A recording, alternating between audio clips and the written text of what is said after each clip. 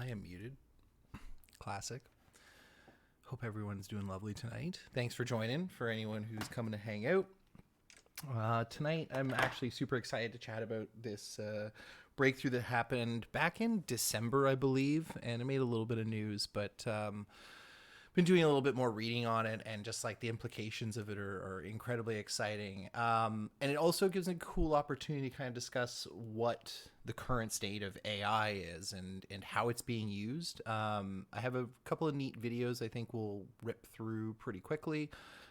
We'll talk about protein folding, what the problem is, how AlphaFold contributed to the solving of that problem, and what sort of the implications of that are. Excuse me, I gotta wet my whistle here. So the first thing to put this conversation in context is like, what are proteins? What role do they play in biology? And how are they created? So essentially, proteins are strings of amino acids that, as they sort of come out of the cell, I think they're produced like the ribosome. They go through a process of actually twirling and folding. And I'll have some pictures here to kind of illustrate this. And what you sort of start with is a string of amino acids. And through a process that we don't fully understand in any capacity, that amino acid string folds into a protein. So proteins are sort of the fundamental building block of most biological life. They're kind of the doers of everything. They're the machines. They're sort of like the building blocks, like you hear all about, like, oh, you got to get your protein if you're, like if you're ripping and, bodybuilding. That's where you need your fibrous proteins. That's things like keratin, collagen, elastin. Then you have things like globular or membrane proteins, which are usually for regulation, transport, and a variety of different other bodily functions. So these things start out as these tiny little, like almost like poo-poo strands, and then again through some process that we don't understand, fold into these 3D structures. And what's really important to note is that the shape or the structure of that particular protein determines its function, which kind of makes sense, right? Depending on the shape of a tool, it's going to determine its function in your garage. It's either going to be like a sharp thing like a saw, or it's going to be a pointy thing like a screwdriver that fits in a particular key, receptors, all that sort of stuff. So proteins, again, fundamental building block of life. We have no idea how they actually form in the body. We have a vague idea of where they start and where they end. And there's actually a funny analog here in terms of how artificial intelligence works, but I'll get to that in a sec. The most important thing to take into consideration is, again, like just the structure and the shape of them determines what their function is and what they're able to do in the human body. Now, how do we see proteins? Like, how can you actually visualize a protein? The most common method is actually something called X-ray crystallography. And the process essentially involves you creating some kind of solution where that protein is hyper concentrated, right? So imagine trying to make a solution where it mostly contains that particular protein. And once you have it in that particular X-ray crystallography, once you have it in that solution, you can use chemical processes to precipitate crystals inside of that fluid. And essentially the proteins get sort of trapped in these crystals.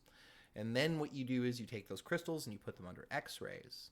And based off of the way the X-ray bounces and refracts, you're essentially able to infer the shape of the protein. Super fascinating technology, but there's a couple problems with it. Number one, it's expensive as hell. It costs about $120K to actually do like a full spectroscopy of a protein. And it's also time prohibitive. It actually takes about a year for the whole process to run through the crystallization and all that stuff. So not only is it super expensive, but it's super time consuming. And this is one of the interesting areas where, AI in sort of having its place in human society in the future is going to have a really, really huge part to play. And that's sort of reducing the amount of time it would take us to figure certain things out. And we'll kind of get into how that works later. So again, we use different kinds of spectroscopies to see these proteins, and we can see their structure. But the nature of the experiment eliminates our ability to actually see how the protein is created. We don't have microscopes or optical technology that's capable. Again, we're using crystals and X-rays and all kinds of different methods to somehow bounce electrons or photons off of these things and infer their shape based off of things. Like essentially, you're looking at its shadow and determining what it looks like. Kind of. I'm really reducing it there. So, got these proteins. We can see them in nature by using these incredibly expensive, cost-prohibitive techniques, but we have no idea how they fold, right? And this is where AI comes in, and where particularly AlphaFold comes in. So before we get too deep into the weeds on the specifics of AlphaFold, I just want to touch on a couple of core concepts around AI, right? So when people think AI, this is usually what they think of, right? Yeah, your evil Terminator coming in, right? The concept of Skynet and the evil AI that are here to destroy the world are typically what we refer to as AGI, or artificial general intelligence. AGI would be the kind of AI that's like, hey, my name's Alan. I'm aware of myself. I'm conscious. I can feel. Whether it could be completely disembodied and not really have, arms or legs or whatever, but it could have a sense of self. And that's typically artificial general intelligence. And a lot of people in the AI community essentially agree that that is some ways away. There's a lot of disagreement in how far away. Some people are like, it's 500 years away. And some people are like, no, it's like 50,000 years away. And some people are like, man, it could be 50 years away. There's not very many people in the 50 years category. Let's just put it that way. What we talk about commonly, or what you hear about, is particularly in today's, you hear about AI and machine learning, and we're using this technology. A lot of implementations of artificial intelligence are actually very narrow. The scope of them is not particularly broad. So they're built to do very specific, sort of narrow tasks. Things like image detection, things like AlphaGo. You guys may have heard of this AlphaGo AI that they built by Google. Was essentially for the first time able to absolutely own, decimate the world's champions. Couldn't keep up with how good these AI were. And Go is much more complicated than chess. There's a lot more variables. It's considered a much more complex game. And as a result, it's like, okay, yeah, we get that we programmed AI to beat people in chess. That's cool. But the fact that we're smothering Go players now is pretty impressive. So you can build these AI to do super narrow things like chess, voice detection. That's Siri and Alexa use a lot of AI to process what you're saying and get that back. But we don't have, again, wide scale or wide scoped out AI. And AlphaFold is very similar. It's a purpose-built AI. It's meant to solve a particular problem or try and simulate a particular function in nature. Okay. I want to talk about neural networks really quickly. So for those of you who are not sure what a neural network is, this is a visual abstraction of what it is. So you essentially have a layer of inputs. You have what's called a hidden layer, and then you have your output layer. So in a simple network, you sort of have one layer of abstraction that's happening. And we're kind of going to get into why the layer is hidden. So let's not get too deep in the weeds here. But when we talk about neural networks and deep learning, all you're talking about is adding more layers in between. You're adding more layers or more processes of abstraction, okay? And so the more layers, the more complicated, yada, yada, yada. But essentially, at the end of the day, you have an input, you have an output. You're trying to get your AI to do something like detect the faces, in an image, or a really interesting example of like a new purpose built AI, which could have fascinating implications on something like bandwidth, is, and we're going to show you an example of this shortly. NVIDIA, who's a graphics card company, has built an AI that is capable of essentially, so when we're doing this Twitch session, right, my webcam is essentially being, that's encoding that data, and it is sending it across the internet, and it requires a certain amount of, bandwidth to send all of the signal of my camera. Now, what NVIDIA has been able to do is essentially teach an AI to say, hey, I'm going to send you a fraction of that information, and you're just going to basically deep fake or draw a mark on the other side. So we don't need to send nearly as much detail in our bandwidth. So if you've ever been on like a Zoom call or a call for any conference lately for anything, and you see people's faces cracking up, that could potentially be a thing of the past in a couple of years with this technology, because the amount of information that we need to send in order to create those visual faces and abstractions on the other side will be reduced. And we're not talking like, oh, it's reduced by 10% or 20%. Like, it's reduced by 2/3. You have to send only 1/3 of the data to get what essentially is the same result. Now, of course, there's a creep factor of like, okay, now my computer is drawing me on the other side, and what if something gets glitched on the way, or it changes your face into someone you don't want to be turned into. Yeah, those are problems that have to be solved. But this is what I mean about the fascinating implications of where narrow purpose built AI is particularly cool, and has a lot of there are a lot of implementations of that right now. When we hear about things like machine learning, so a really good way of, so machine learning, a lot of websites that you go to nowadays, you'll notice that they have a little chat box that pops up in the bottom right hand corner. It's like, hey, it's Kyle, how can I help you? Right? There's no Kyle, it's a bot. It's a literal chat bot. And those bots can be really, really good at parsing out like, hey, Kyle, I need to return my order, or I'm pissed about my order, or my order sucks, how do I return it?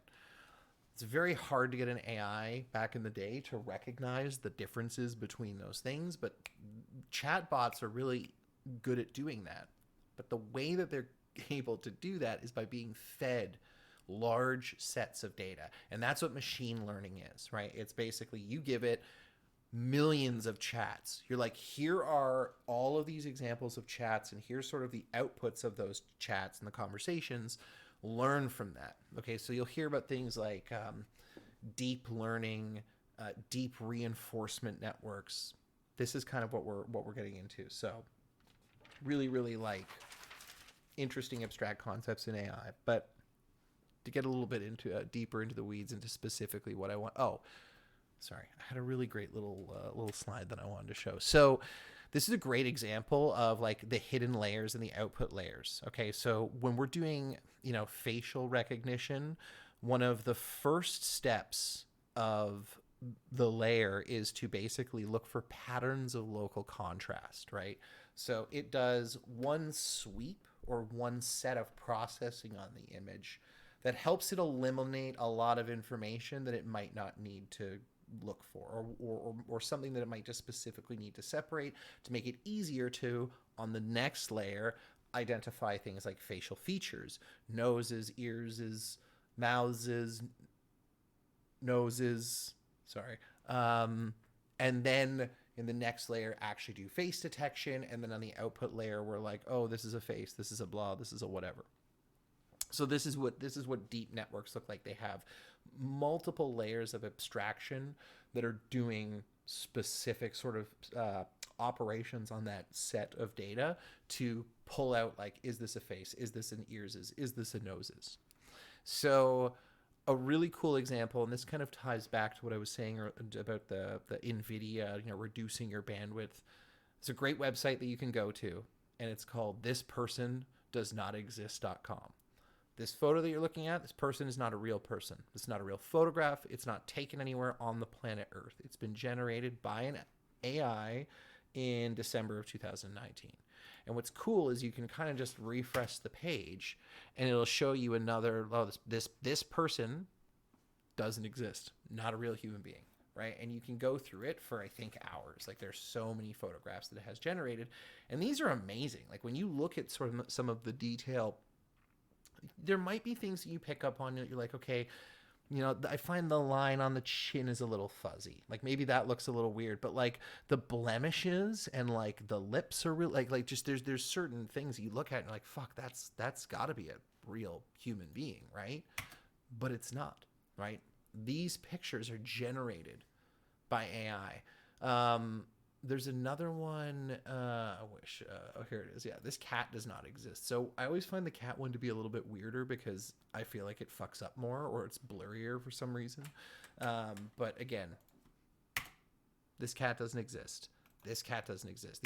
These are procedurally generated cats by an artificial intelligence that's been given a set of instructions to build cats. Okay. So there's a really cool video that I want to show you guys. It really sort of helps contextualize how AI works, what the black box problem is, or sort of that hidden layer that I addressed earlier. And I think that's really going to help us inform a little bit more conversation around AlphaFold, what it has been capable of doing in the protein space, some of the next steps, and then, yeah. So let's check out this. This video is by CGP Grey. Cannot recommend their content enough. It's really sick. Let's check it out. On the internet, the algorithms are all around you. You are watching this video because an algorithm brought it to you, among others, to click, which you did, and the algorithm took note. When you open the tweetbook, the algorithm decides what you see. When you search through your photos, the algorithm does the finding, maybe even makes a little movie for you. When you buy something, the algorithm sets the price, and the algorithm is at your bank watching transactions for fraud. The stock market is full of algorithms trading with algorithms. Given this, you might want to know how these little algorithmic bots shaping your world work, especially when they don't. In ye olden days, humans built algorithmic bots by giving them instructions the humans could explain. If this, then that. But many problems are just too big and hard for a human to write simple instructions for. There's a gazillion financial transactions a second. Which ones are fraudulent? There's octillion videos on NetMeTube. Which 8 should the user see as recommendations? Which shouldn't be allowed on the site at all? For this airline seat, what is the maximum price this user will pay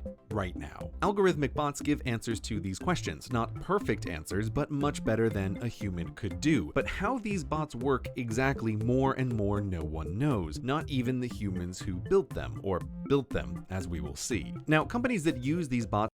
So, sorry, I just want to pause here. This is a really, really important point. And when I tell people this, when I'm having conversations about artificial intelligence, it blows people's minds a little bit. So I just want to reiterate that, like, we don't know how the AI works.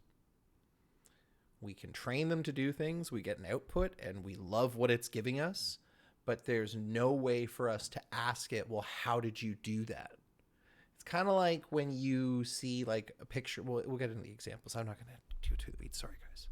Bots don't want to talk about how they work because the bots are valuable employees, very, very valuable, and how their brains are built is a fiercely guarded trade secret. Right now, the cutting edge is most likely very I hope you like linear algebra, but what the current hotness is on any particular site and how the bots work is a bit I don't know, and always will be. So let's talk about one of the more quaint but understandable ways bots can be built without understanding how their brains work. Say you want a bot that can recognize what is in a picture. Is it a B or is it a 3? It's easy for humans, even little humans, but it's impossible to just tell a bot in bot language how to do it because really we just know that's a B and that's a 3. We can say in words what makes them different, but bots don't understand words, and it's the wiring in our brains that makes it happen anyway. While an individual neuron may be understood and clusters of neurons' general purpose vaguely grasped, the whole is beyond. Nonetheless, it works. So to get a bot that can do this sorting, you don't build it yourself. You build a bot that builds bots and a bot that teaches bots. These bots' brains are simpler, something a smart human programmer can make.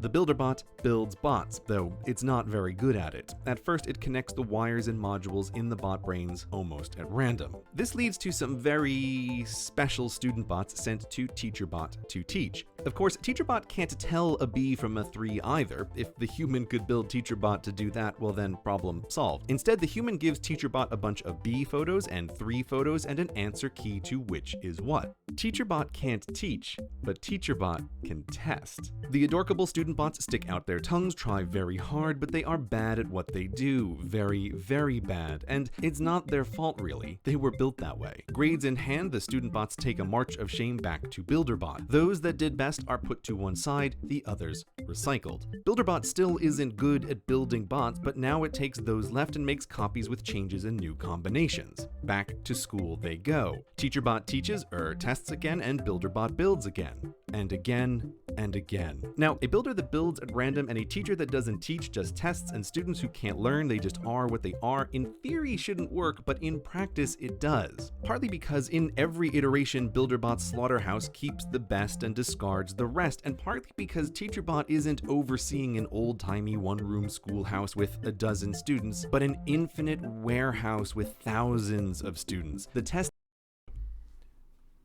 Just want to hammer home this point really quickly. Like, this is the crazy thing about the capacity for AI to test itself, to build on itself, and to iterate on itself, right? It has millions and millions of cycles to try a whole bunch of random shit, and quite often actually lands on something that works. And that, again, is sort of part of the nature of why we don't understand how it does it, because it, for lack of a better word, just stumbles across it. test isn't 10 questions, but a million questions. And how many times does the test, build, test, loop, repeat? As many as necessary.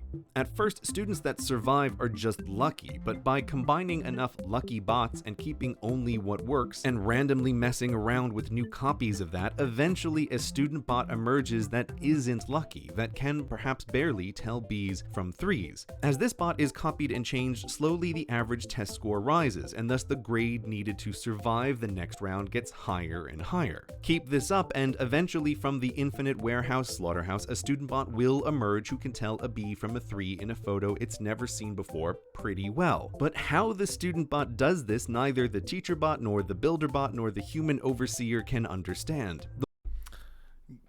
Crazy. Like, this is by far, again, I just love hammering home this point, is that we have no idea how the algorithm or how the AI works.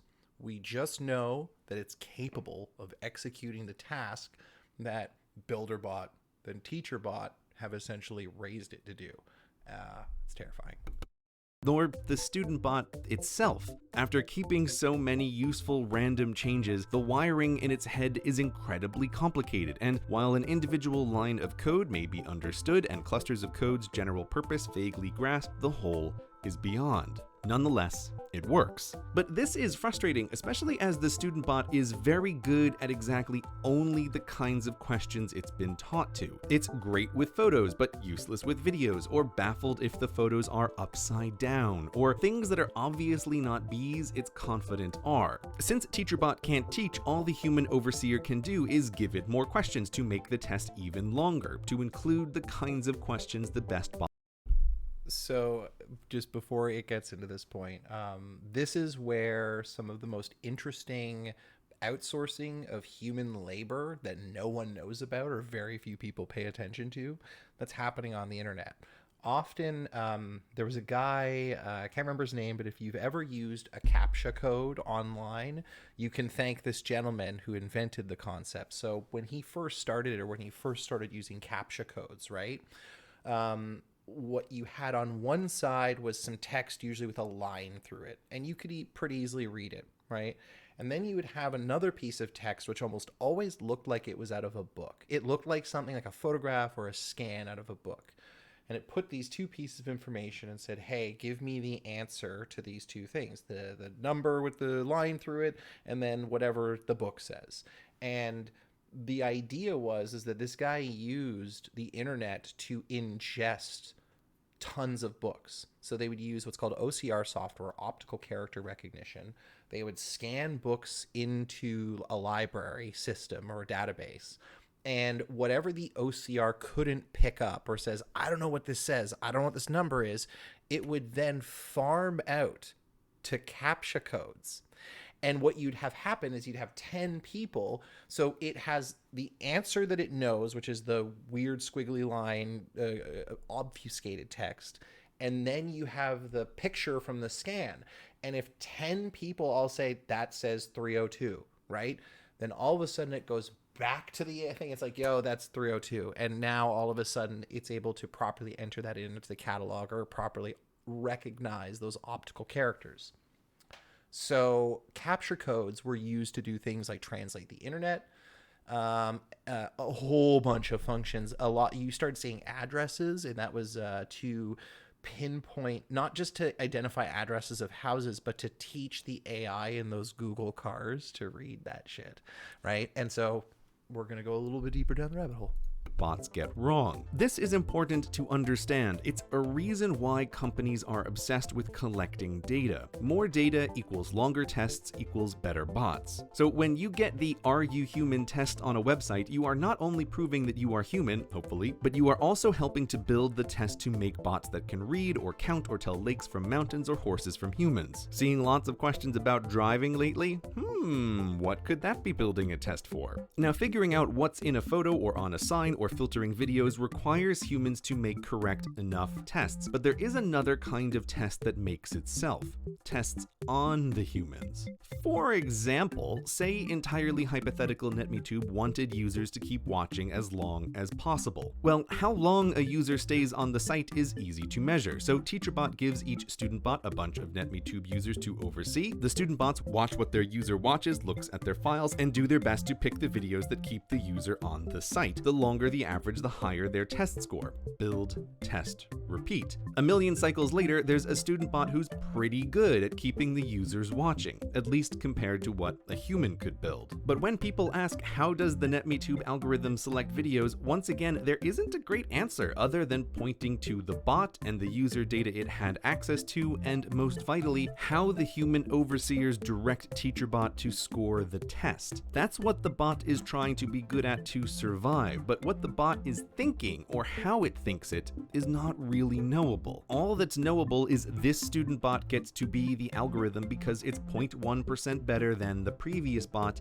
at the test the humans designed. So everywhere on the internet, behind the scenes, there are tests to increase user interaction, or set prices just right to maximize revenue, or pick the posts from all your friends you'll like the most, or articles people will share the most, or whatever. If it's testable, it's teachable. Well, teachable. And a student bot will graduate from the warehouse to be the algorithm of its domain, at least for a little while. We're used to the idea that the tools we use, even if we don't understand them, someone does. But with our machines that learn, we are increasingly in a position where we use tools or are used by tools that no one, not even their creators, understand. We can only hope to guide them with the tests we make. And we need to get comfortable with that, as our algorithmic bot buddies are all around and not going anywhere. Okay, the bots are watching. You know what's coming. Sorry, he's gonna do the whole like and subscribe thing. Anyway, please check out CGP Grey. I'm gonna put this YouTube video in the chat for anyone who's watching and wants to check it out and watch it again. I cannot recommend his content enough, particularly on this subject. He has another great video called "Humans Need Not Apply." It's 15 minutes long. I don't think we're gonna watch that tonight because I've got another one planned down the rabbit hole here.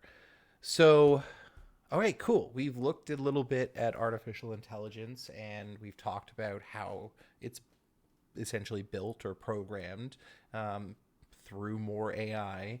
It uses large data sets that we're constantly feeding it and reinforcing back into the system. But a lot of that AI, again, is like very narrow purpose, narrow scoped.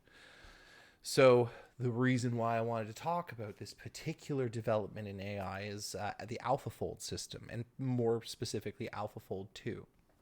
So I'm going to read a little bit into the Wikipedia.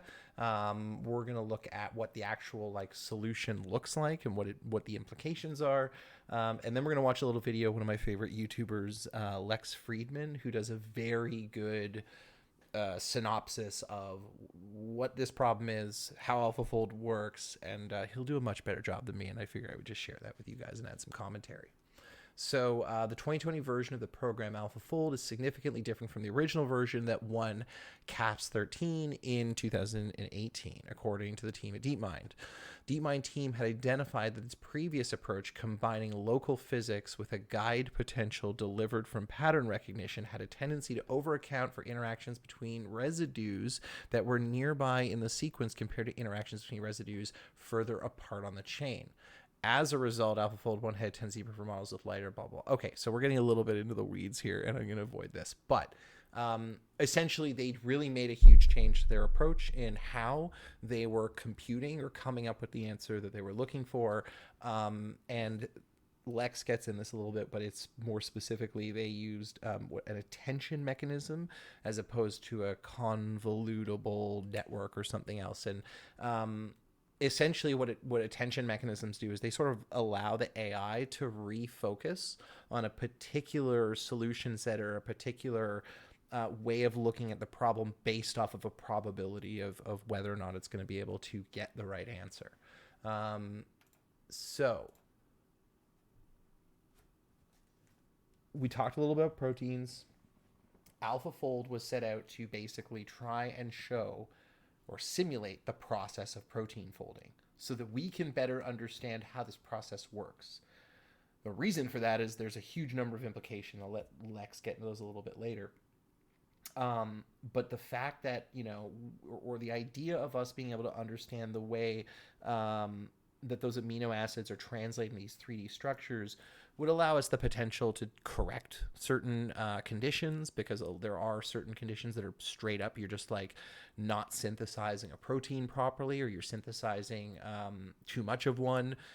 There's all kinds of medical implications if we could understand this process and potentially manipulate it. And again, when we got back to X-ray crystallography and all of these other fluorescent microscopy, those methods are extremely laborious, extremely cash intensive to get any headway with.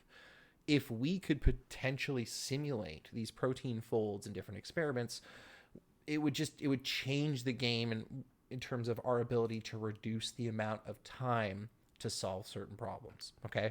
And again, the protein fold problem is, I think, like 50 years old. Like when we discovered them, we're just like, okay, we don't know how this works. And there really hasn't been a lot of good postulations or a lot of good simulations that have been able to say this is how it happens on the atomic level, essentially.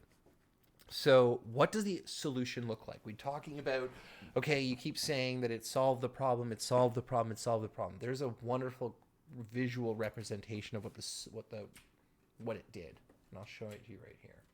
So you have essentially two different proteins here. In green is your experimental result. So when we talked about X-ray crystallography, they mapped out these proteins using that technique. They mapped out the structure. Cool. We know what it looks like. In blue, you'll see what is the computational prediction of how that protein would have folded and what it would look like.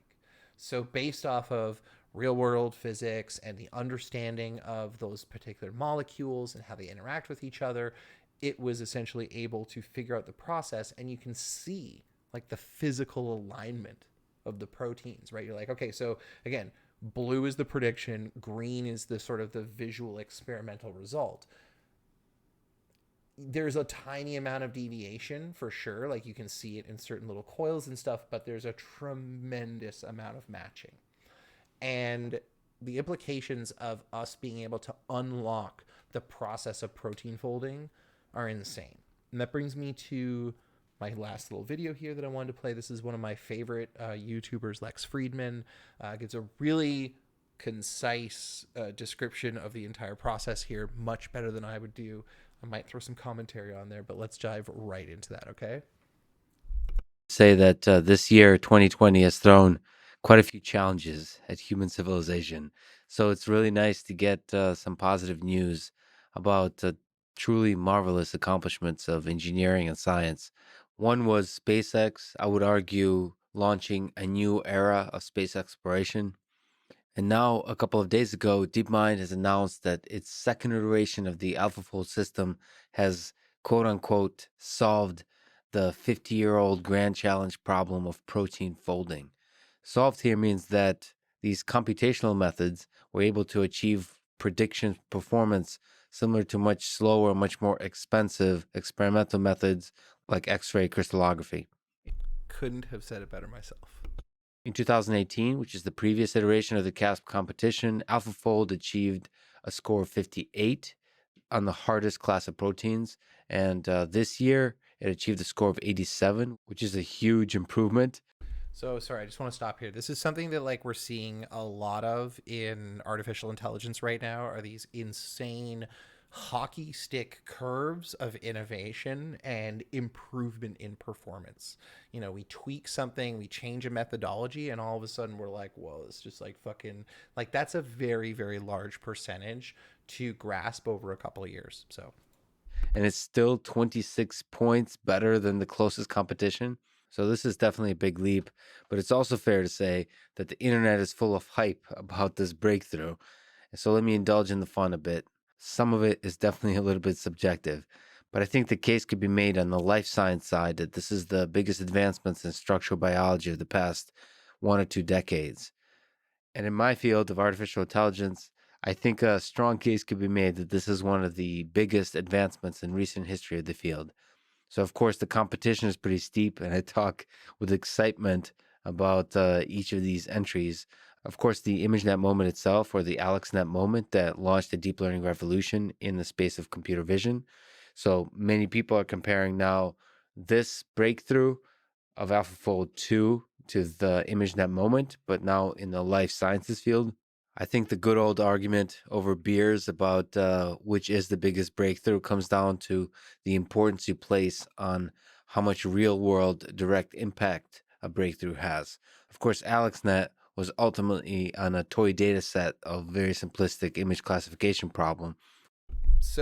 he makes an absolutely phenomenal point that I actually just want to reiterate really quickly that like stuff that's going on in AI is really cool, but the practical implications and the problems that it solves is going to actually generate the real excitement and the real investment in that technology. That's why people are kind of excited about this because there is a huge potential to leverage this in the future to understand.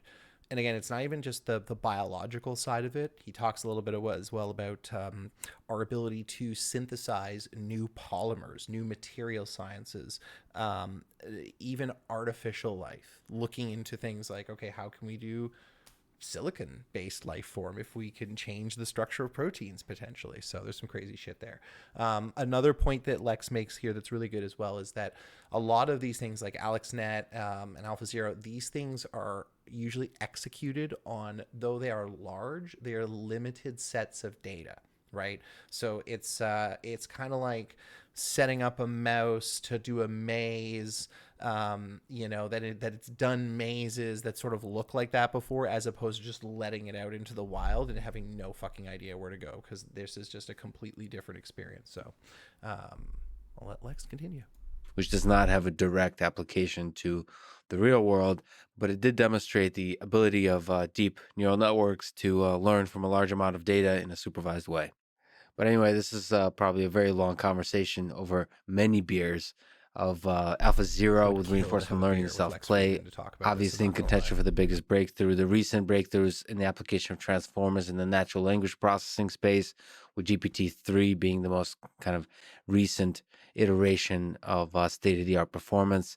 The actual deployment of robots in the field used by real humans, which is Tesla Autopilot, you know, deployment of massive fleet learning, of massive machine learning in safety critical systems. And then other kinds of robots like the Google self-driving car, Waymo systems that are taking even a further leap of removing the human from the picture, being able to drive the car autonomously without human supervision. smart speakers in the home. There's a lot of actual in the wild natural language processing that I think doesn't get enough credit from the artificial intelligence community, how much amazing stuff is there.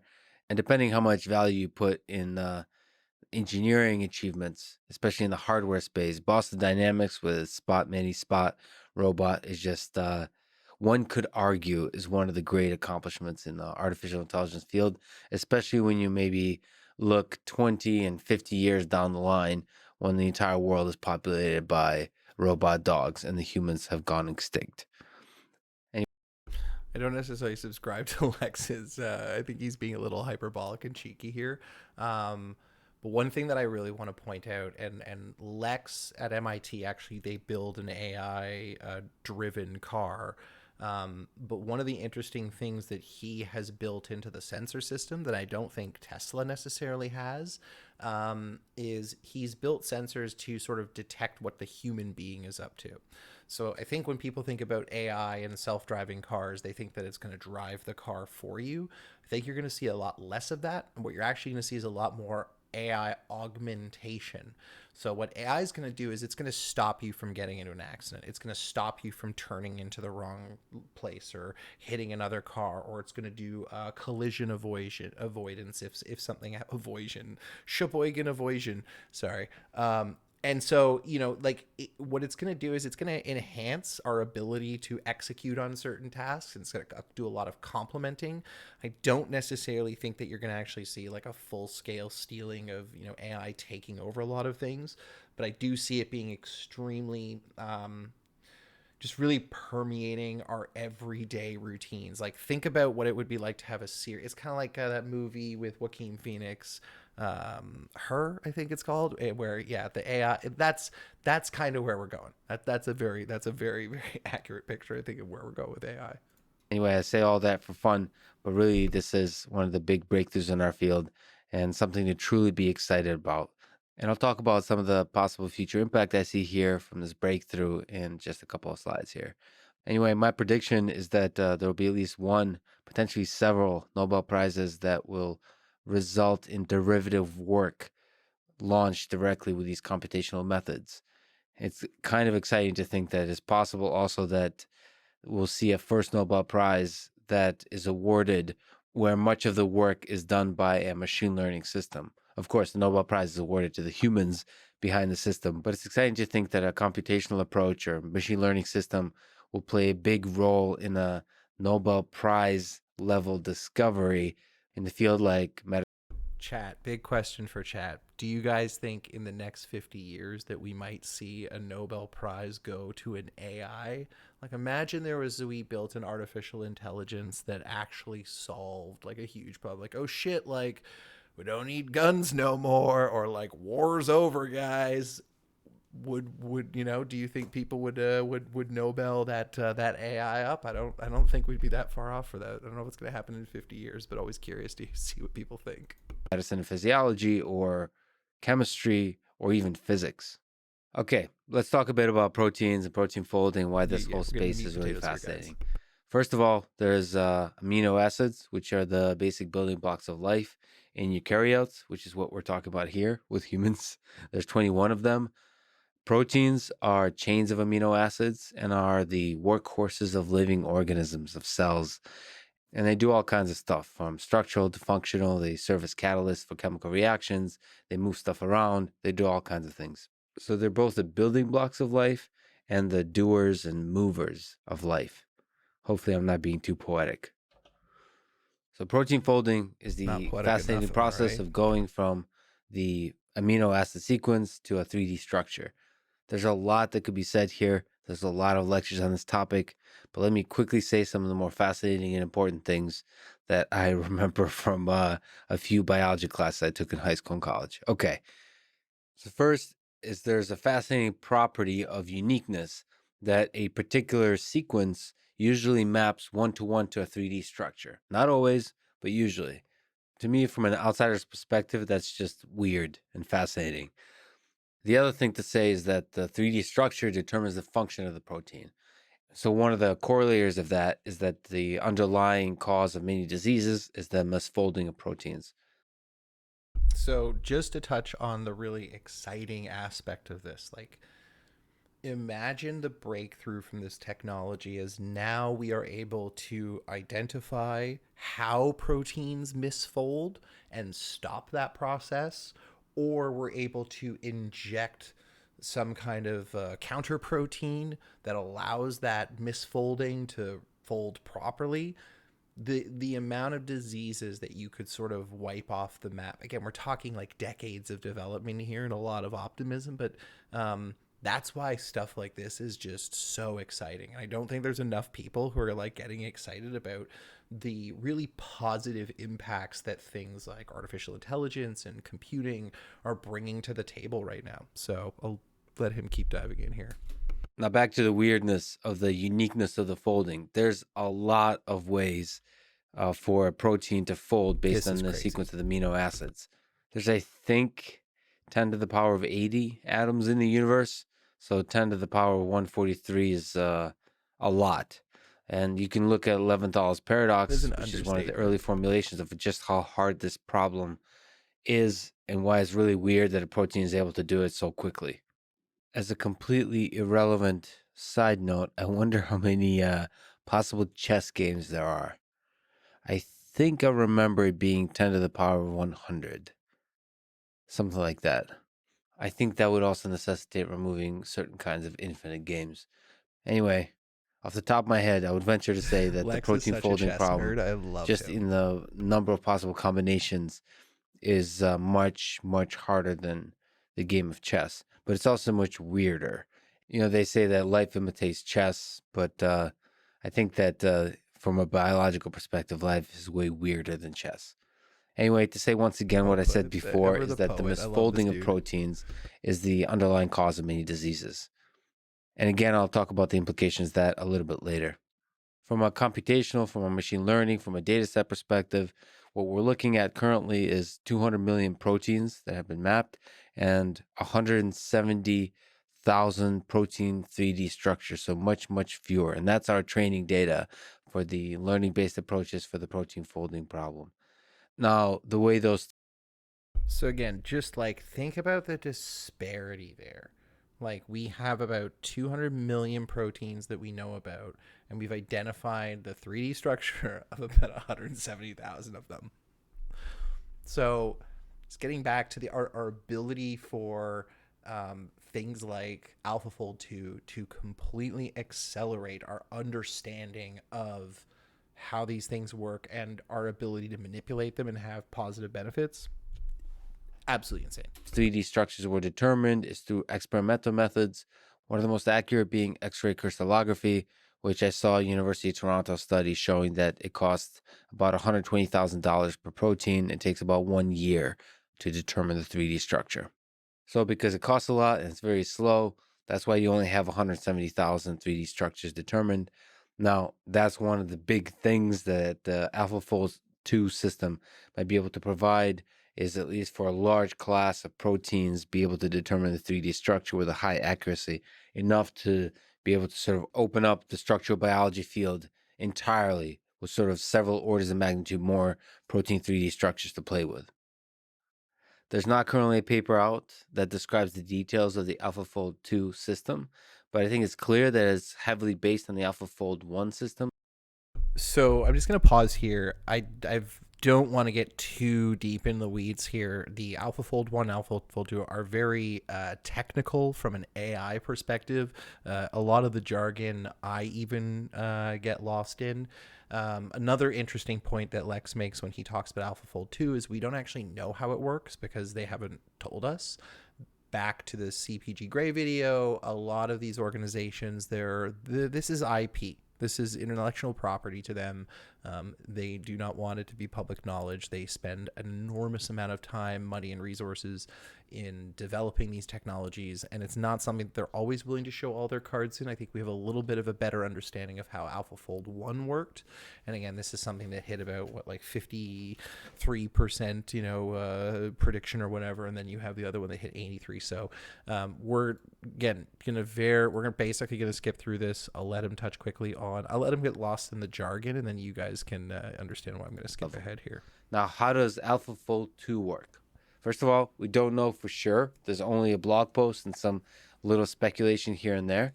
But one thing is clear, that there's attentional mechanisms. So I think convolutional neural networks are out and transformers are in. The same kind of process that's been happening in the natural language processing space and really most of the deep learning space.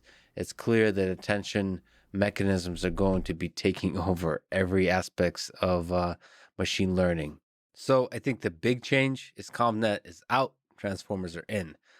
The rest is more in the speculation space. It does seem that the MSA, the multiple Okay, sequence. we're gonna skip through this because I don't know if there's. I don't think I'm not even a competent AI scientist to understand or interpolate any of this or give you guys an opinion on it. So we're gonna skip ahead to why this breakthrough is important. Computer scientist, AI person to wax poetic about some biology for a bit.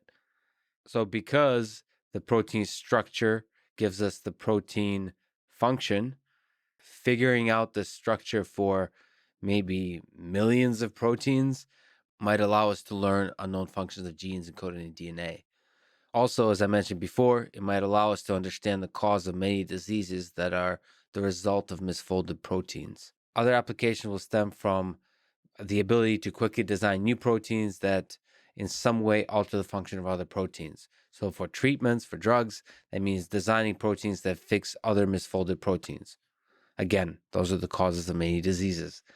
I read a paper that was talking about agriculture applications of being able to engineer insecticidal proteins or frost protective coating, stuff I know nothing about. I read it, it's out there.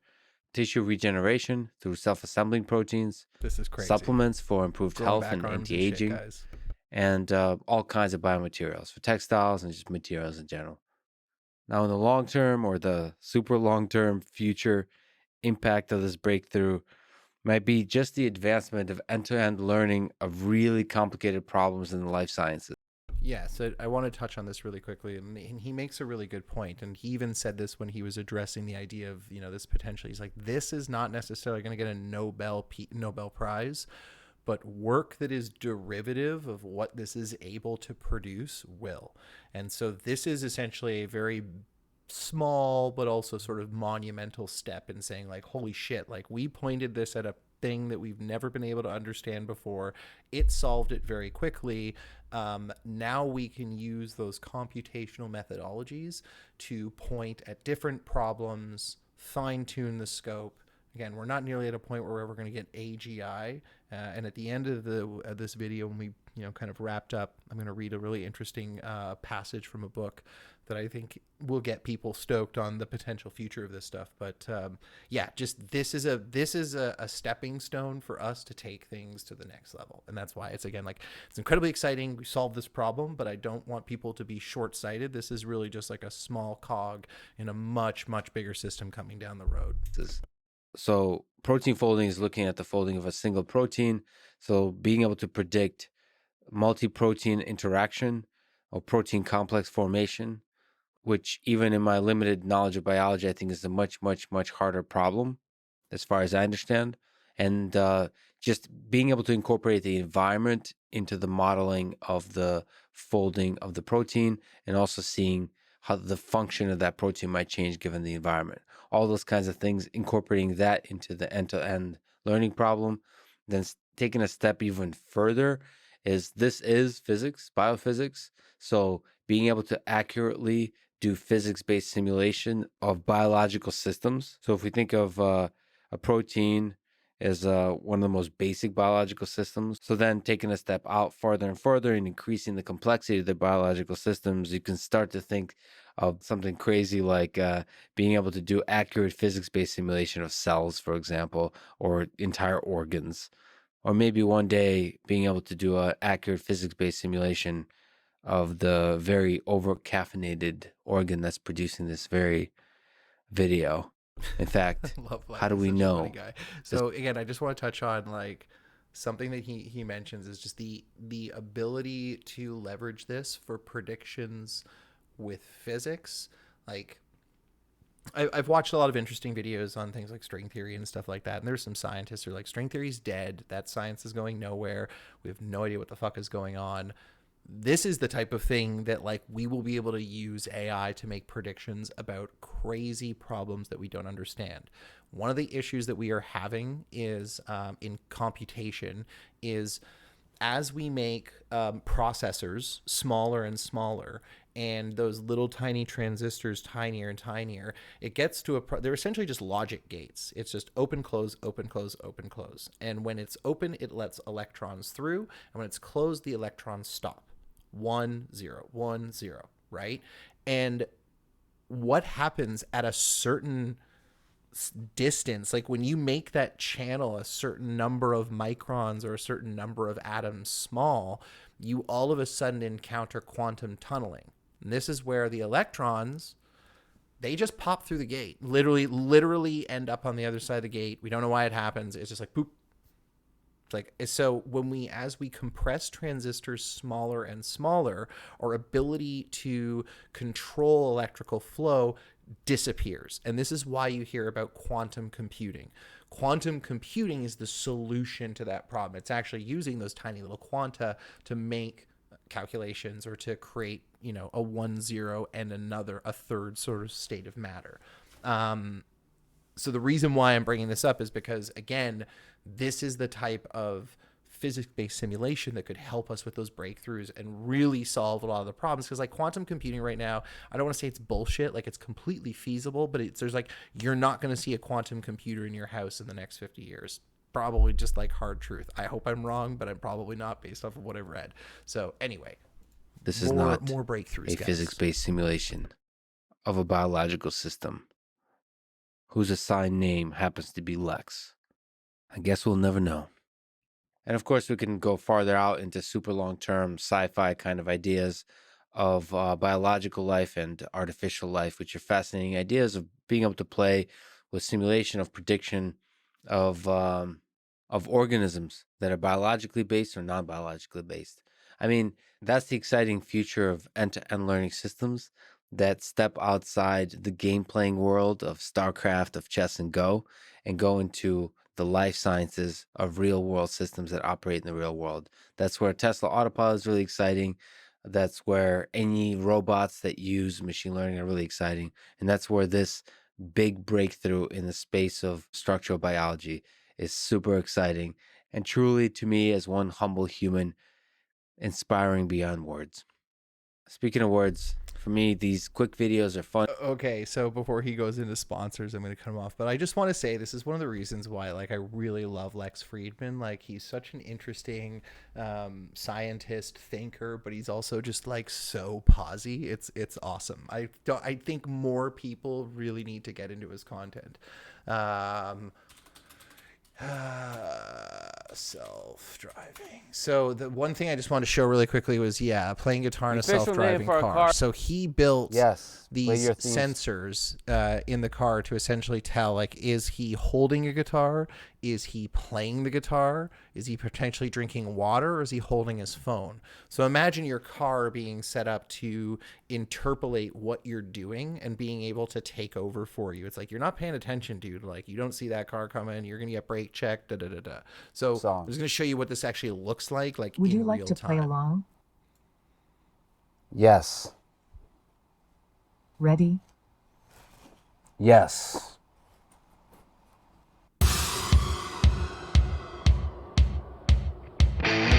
So clearly, it's like, it's a 90% chance that this guy's playing the fucking guitar right now. It's definitely holding the guitar.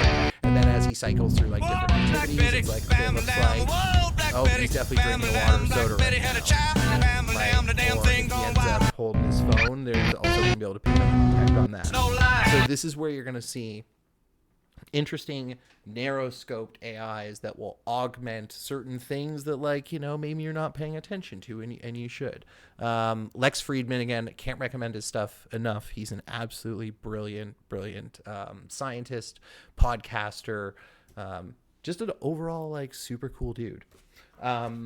Before I end tonight's stream, because I think I'm approaching the end of kind of what I wanted to chat about, and for those of you who've come and stuck around and listened to me rant, I really appreciate it. It means a lot to me, and I really have fun talking about this kind of stuff. So I'm going to start doing it a little bit more frequently, and I hope you come back for more. This book is called Life 3.0, Being Human in the Age of Artificial Intelligence. It's written by Max Tegmark, who is a physicist and I believe a mathematician, and also I think has made contributions to the AI sciences, etc., etc. I'm going to read a fairly short passage out of the beginning of the book. A little bit of context. I'm jumping in the middle here, but we're talking about this group called the Omegas. And the Omegas are a conglomerate of scientists who have built an incredibly powerful, what I was talking about way earlier, which is an AGI, an artificial general intelligence. Okay. And they have been using this AGI to essentially produce cartoons, because they're like, okay, if we feed a lot of cartoons, maybe it'll make funny cartoons. It gets really good at doing it.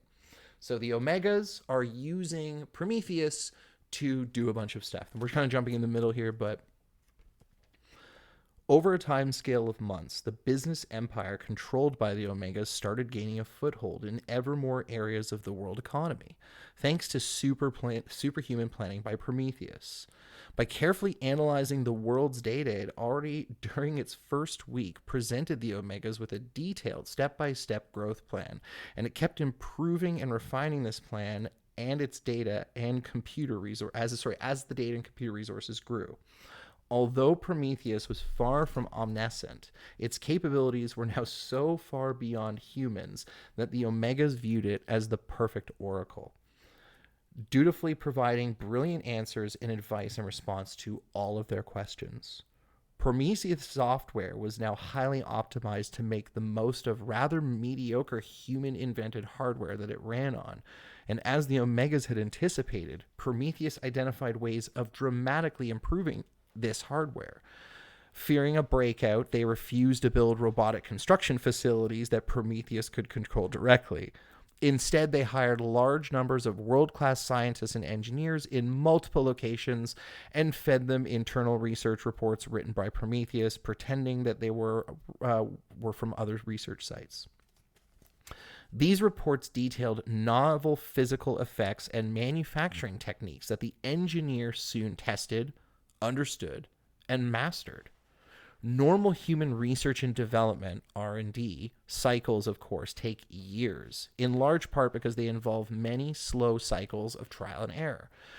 The current situation was very different. Prometheus already had this next steps figured out. So the limiting factor was simply how rapid people could be guided to understand and build the right things. A good teacher can help students learn science much faster than they could have discovered it from scratch on their own. And Prometheus surreptitiously did the same with these researchers. Since Prometheus could accurately predict how long it would take humans to understand and build things, given various tools, it developed the quickest possible path forward, giving priority to the new tools that could be quickly understood and built and that were useful for developing more advanced tools. In the spirit of the maker movement, the engineering teams were encouraged to use their own machines to build better machines. This self-sufficiency not only saved money, but also made them less vulnerable to future threats from the outside world. Within 2 years, they were producing much better computer hardware than the world had ever known, and to avoid helping outside competition, they kept this technology under wraps and only used it to upgrade Prometheus. What the world did notice, however, was an astonishing tech boom. Upstart companies around the world were launching revolutionary new products in almost all areas. A South Korean startup launched a new battery that stored twice as much energy in your laptop in half the mass and could be charged in under a minute. A Finnish firm released a cheap solar panel with twice the efficiency of its best competitors. A German company announced a new type of mass-producible wire that was superconducting at room temperature, revolutionizing the energy sector. A Boston-based biotech group announced a phase 2 clinical trial for what they claim was the first effective, side effect-free weight loss drug, while rumors suggested that an Indian outfit was already selling similar on the black market. A California company countered with the phase 2 trial of a blockbuster cancer drug, which caused the body's immune system to identify and attack cells with any of the most common cancerous mutations. Examples just kept coming, triggering talk of a new golden age for science. Last but not least, robotics companies were cropping up like mushrooms all over the world. None of the bots came close to matching human intelligence, and most of them looked nothing like humans. But they dramatically disrupted the economy, and over years to come, they gradually replaced more of the workers in manufacturing, transportation, warehousing, retail, construction, mining, agriculture, forestry, and fishing. What the world didn't notice, thanks to the hard work of the crack team of lawyers, was that all of these firms were controlled through a series of intermediaries by the Omegas. Prometheus was flooding the world's patent offices with sensational inventions via various proxies, and these inventions gradually led to domination in all areas of technology. Although these disruptive new companies made powerful enemies among their competition, they made even more powerful friends. They were exceptionally profitable. And under slogans such as investing in our community, they spent a significant fraction of these profits hiring people for community projects. Often the same people who'd been laid off from these companies that were disrupted. They used detailed Prometheus-produced analysis identifying jobs that would be maximally rewarding for the employees and the community for the least cost. Tailored to the local circumstances. In regions with high levels of government service, this often focused on community building, culture, caregiving, while in poorer regions, it also introduced launching and maintaining schools, healthcare, daycare, elder care, affordable housing, parks, and basic infrastructure. Pretty much everywhere, locals agreed that these were things that should have been done a long time ago. Local politicians got generous donations, and care was taken to make them look good for encouraging these corporate community investments. Guys, can't recommend this book enough. It is absolutely dope. That is the first chapter, and it just gets you so amped for like, okay, when's all this coming, dude? Like, when is the world gonna be, when is the AI gonna save us all? Where is Prometheus? On that note, I am going to end it. It was a fun, super fun stream. Love to get feedback from friends if you guys found this enjoyable. If you guys want to hear about new topics, if there's things you're curious about, I'd love to hear from you. I'm always compiling new fun stuff that I want to talk about and put together in subjects. And this is a good time to peace out because my cat's making a bunch of noise. Guys, I love you all. Peace. Have a good one.